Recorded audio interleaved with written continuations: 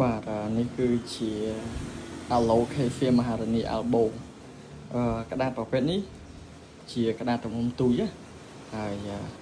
ឥឡូវយើងធ្វើពីផ្លឹកវានេះខ្ញុំទិញកូនមកអញ្ចឹងនេះគម្របដបទឹក high tech ហើយផ្លឹករបស់វាគឺបាទប្រហែលប៉ុនគម្របដបទឹក high tech ហើយបាដើមនេះមានពីរផ្លឹកវាជារុក្ខជាតិដែលកម្រឥឡូវនេះគឺកម្រប៉ុន្តែនៅពេលមុខទៀតយើងអត់ដឹងទេបាទហើយវាជារុក្ខជាតិដែលតូចហើយនឹងមានតម្លៃថ្លៃជាងគេដែលខ្ញុំធ្លាប់បានទិញពីមុនមកម្ដងនេះគឺថ្លៃជាងគេបាទនេះបែបនេះបាទ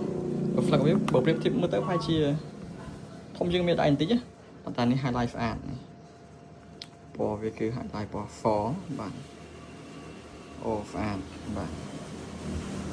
ហើយយកមកថែនេះគឺថែទាំងបន្ថយទេដោយសារវាទំហំទូចមែនតើចាំមើលថាវាយ៉ាងម៉េចយ៉ាងម៉ានៅពេលក្រោយទៀតបាទអរគុណ